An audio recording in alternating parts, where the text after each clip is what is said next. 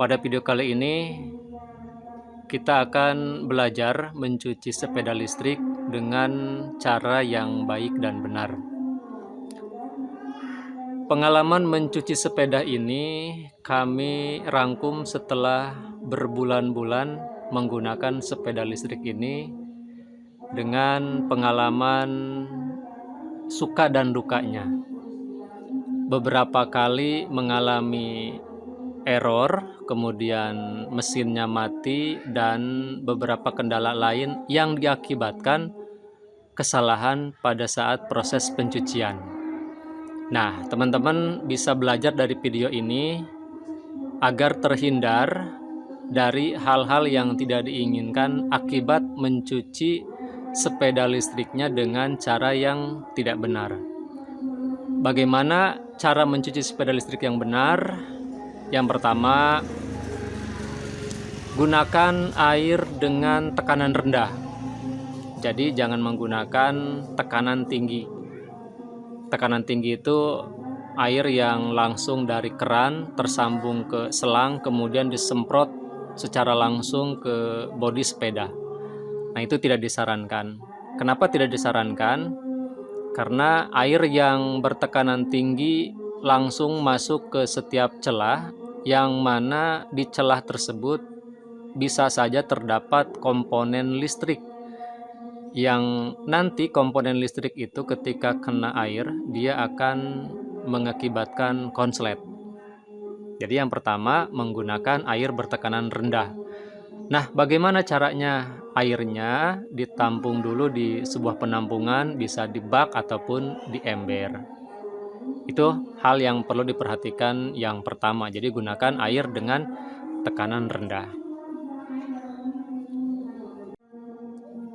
Yang kedua, hal yang tidak disarankan bahkan dilarang pada saat teman-teman mencuci sepeda listrik, jangan sampai menyiram ke bagian yang ada di bawah bodi atau di bawah jok sepeda listrik ini.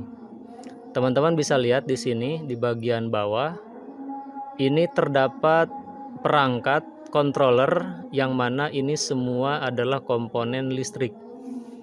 Jadi disarankan tidak menyiram air ke bagian yang ada di bawah belakang ini.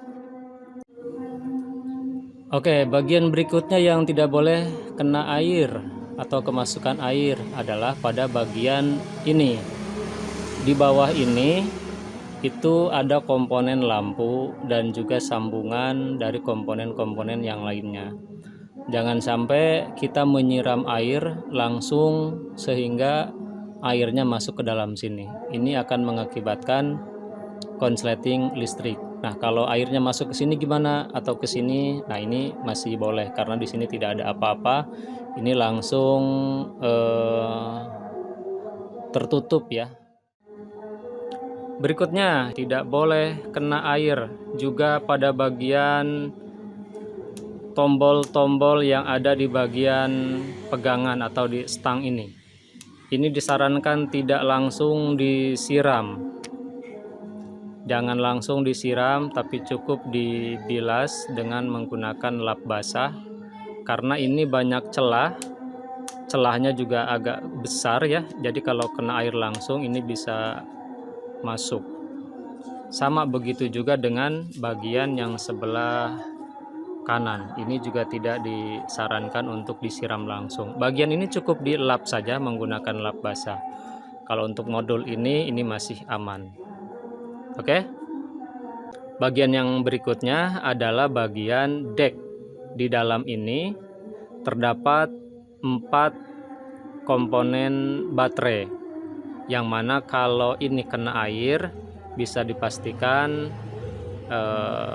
sepeda listrik kita akan konslet.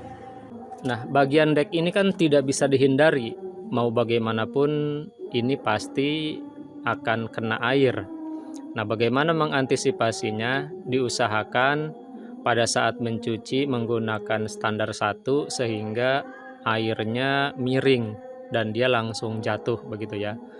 Atau cara lainnya ketika tersiram air ini langsung dibersihkan sehingga tidak ada air yang menggenang. Nah, kami pernah mengalami ketika bagian ini kemasukan air, sikringnya langsung terbakar. Sehingga sepeda listriknya tidak bisa dihidupkan. Itu diakibatkan oleh air. Kalau teman-teman mau lihat, kita bisa buka.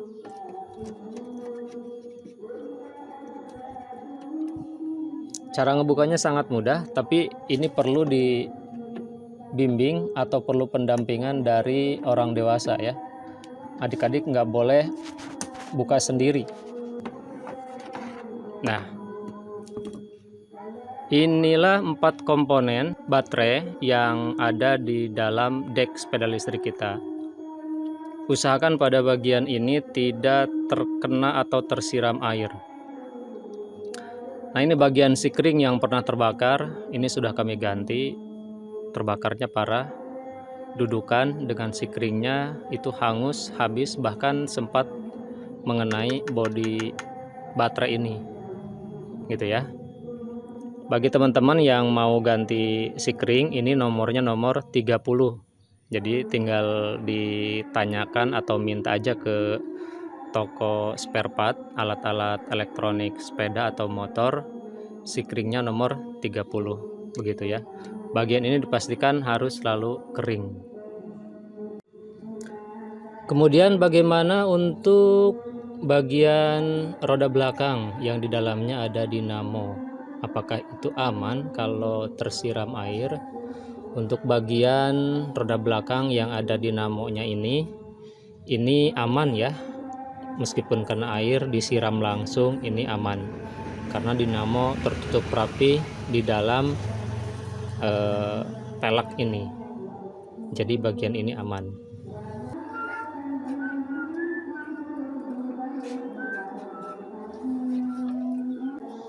Oke, jika sudah selesai proses mencucinya, maka sebaiknya air yang menggenang atau yang menempel pada bodi sepeda untuk segera dikeringkan menggunakan lap kanebo. Tujuannya biar cepat kering dan lebih bersih juga, dan lebih aman pastinya. Oke teman-teman, itu saja video pada kali ini, cara mencuci sepeda listrik yang baik dan benar.